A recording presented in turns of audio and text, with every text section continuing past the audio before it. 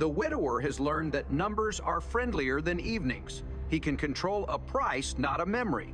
He speaks in specials and discounts the way a sailor reads a chart, and he keeps the counter gleaming, because it is easier to polish steel than to polish grief. Then Edith appears with a pocketbook and a mood like sunshine. She always makes small talk feel bigger than it is, and she asks questions that sound like kindness because they are. For a few minutes, the shop is a place where nobody's alone, and the bell over the door is an instrument in the orchestra of an ordinary day. The conversation migrates as conversations in the neighborhood tend to from storefront to living room. A standing rib rose to coffee pots, burble, a piano that brings out songs older than the sheet music on paper, that's all it is. But the widower arrives with a hope that outruns the invitation, and when he calls Edith Liebchen, the room tilts. The gift she gives him is not the coffee or the harmonies, it's the boundary.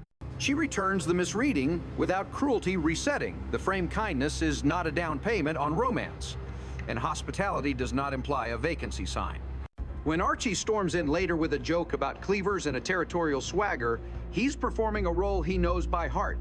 Yet he recognizes under all the bluster the miracle his wife performs daily, how she warms a neighborhood without ever letting the house catch fire. From that warm room, the story slips into a colder one, a bar storeroom after closing a door that latches at the wrong moment, a painted shut window with bars that turn a prank into a night-long treaty. Archie and Michael have made a sport of misunderstanding each other. One speaks in punchlines, the other in footnotes, and the lock steals their exits until the only way out is conversation. It begins like a vaudeville routine about street Bernards and brandy barrels and a pope who approves expenses. It becomes something harder when Archie reaches for the Ark again, his favorite portable model of the world, where same stay with same's chaos is averted and nobody has to admit how much fear is doing the talking. Michael's rebuttals are familiar logic, sharpened into a chisel, but the room's quiet forces him to set the tool down and ask a better question: where did you learn that? The answer is not an argument. It is a scene with bad lighting and a boy who was supposed to be sleeping overhearing a father divide a family's future by intelligence, the gifted son and the son with the bird brain, the college track and the graveyard shift. You can feel the insult still hot after decades, not because the words were true, but because the boy accepted them as the weather of his life. Michael doesn't deliver a lecture this time.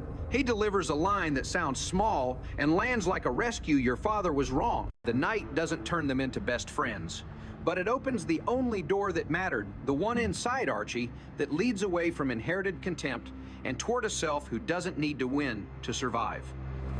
Gloria and Michael's mountain detour offers a different lesson about time, that the clock inside a marriage can't be wound by props.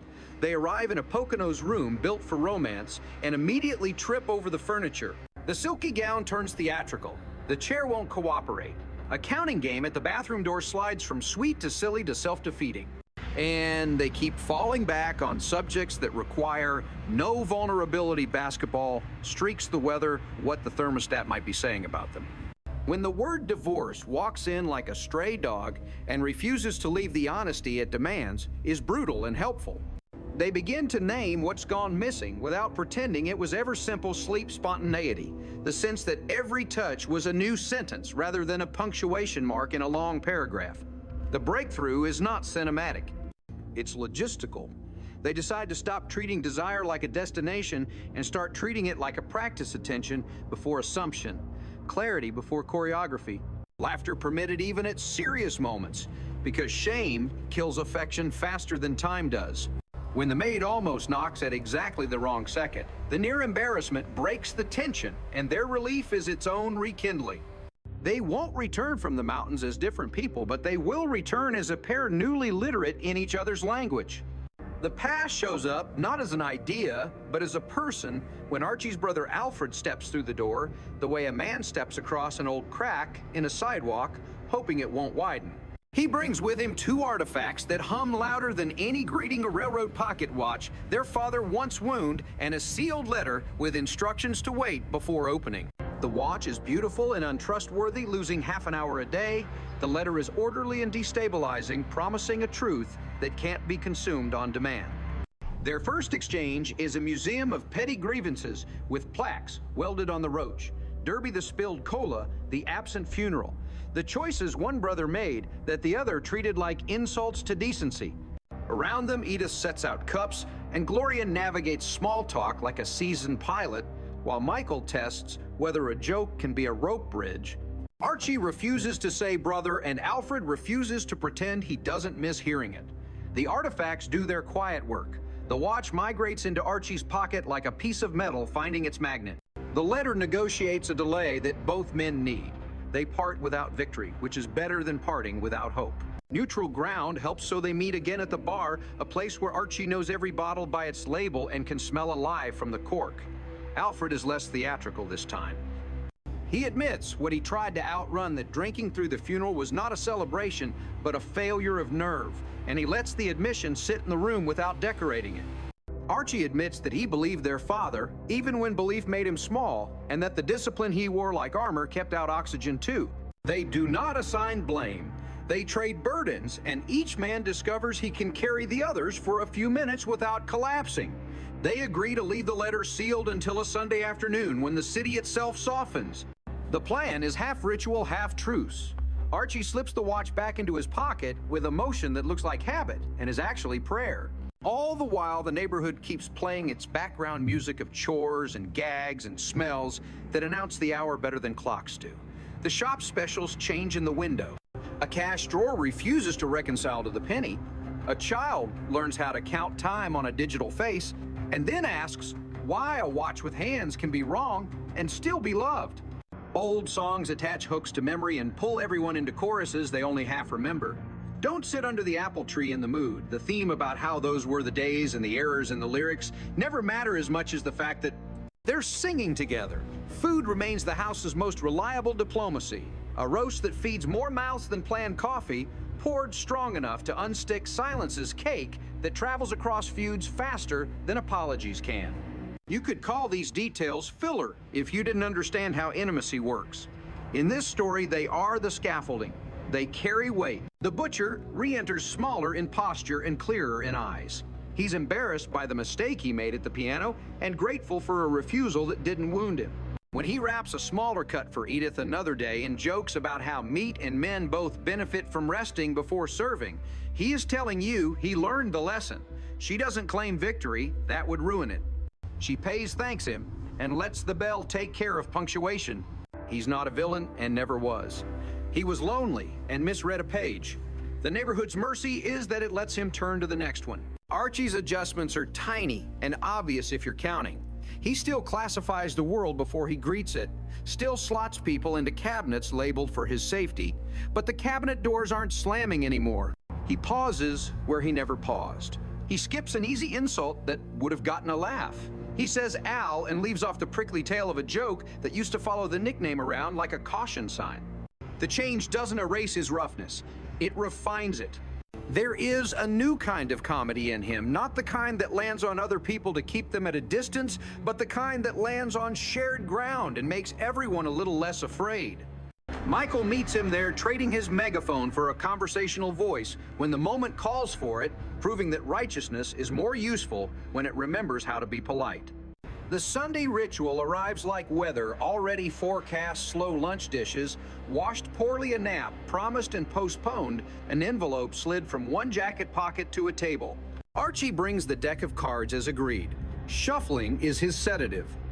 Alfred brings the letter and a sandwich wrapped in paper a little too lovingly for a man who pretends not to care about ceremony. They deal, they don't keep score, they talk about small things because that is how men who fear big ones make room. When the time comes, Alfred breaks the seal while Archie watches, not because Archie is timid, but because courage for him has always been a physical act rather than a paper one. The reading doesn't pour light into the room. It confirms what the night already taught them. Their father wrote like a man who trusted work more than words, and he used the ones he had a memory about the watch. A confused attempt at fairness. An apology disguised as instructions for property, a clumsy declaration that love was present, even when kindness wasn't. The letter is smaller than the pain and large enough to help. It gives them permission to stop taking inventories of injuries and practice attendance instead. Attending is what everyone begins to do in their own accents. Gloria and Michael turn their Poconos comedy into a house policy check before presuming, and don't be offended if the answer is precise. They practice this with 1,000 negligible acts: who takes the bed's left side tonight and why, whether coffee should be poured before a conversation continues, what time the apartment's quiet hour should begin, and the accumulation produces a climate. Heat returns not as fireworks, but as a reliable thermostat. Edith adds a clause to her kindness attention yes, and also a sense of where kindness ends. She keeps baking too many cookies and sings, as if the notes will behave for her this time. But she has learned to make no sound like a blessing, rather than an accusation, and the neighborhood respects her for it. The butcher sends a holiday card that thanks her for being the sort of person who can say no gently. She reads, it smiles the way she smiles at piano keys after a missed chord, and files it where she keeps proof that the world can be taught. Archie's bar takes on a new frequency. It is still the place where men brag and mourn in the same sentence, still the place where laughter hides grief like a coat. But if you listen at the right moment, you hear him interrupt a tall tale to ask a real question, or you watch him let someone else finish a line he would have stolen, or you notice that his opinions arrive a half-inch softer when he's talking about people instead of categories. The register still comes up short sometimes, and he still curses the stupidity of arithmetic, but he's a bit quicker to let a small deficit slide to tomorrow, which is its own kind of faith. The watch finds a new life as an explainer of things that are hard to name. A kid asks why it's wrong. Archie explains that it isn't wrong so much as it keeps its own pace, and that if you know a thing's pace, you can live with it. The line sounds like grandfather wisdom because it is, and the room registers the metaphor without remark. Alfred, listening, pockets a smile instead of a retort. Later, at a table that used to be hostile territory, the brothers compare notes in the only language they share: perfectly complaints phrased as jokes, jokes phrased as help. The letter goes into a drawer not because it doesn't matter, but because it has done its work. The watch goes back into a pocket because it still asks for tending, and tending is what they have agreed to try. The neighborhood hasn't changed its bones. Prices still rise in windows. Songs still falter at the same bridge. Children still repeat words they heard on stoops. Arguments about sames and differences still flare, especially when news from farther away rattles the local glass. But these episodes leave behind a different reflex one that interrupts the old routine by half a second. Before a nickname flies, someone bites it back.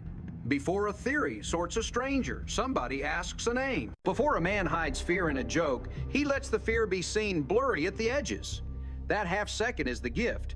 It doesn't make saints. It makes neighbors a little easier to live with, and family a little easier to repair. By the time this version closes its loop, the picture looks deceptively familiar. A kitchen table with more chairs than you thought you owned. A roast cut thicker than the knives. Deserved coffee poured into cups that don't match a deck of cards that sticks at the corners from stories and gravy. The butcher's bell rings down the block at opening and again at closing. Michael and Gloria trade the kind of look that measures not excitement, but trust. Edith hums badly, and everyone thanks her for it because they like the way the air feels when she's in the room. Archie sits in his chair, a man who still believes in rules, but has begun to believe in exceptions that resemble kindness. Alfred knocks before entering is invited in, and forgets to check his watch because the house has its own time now, and he likes it.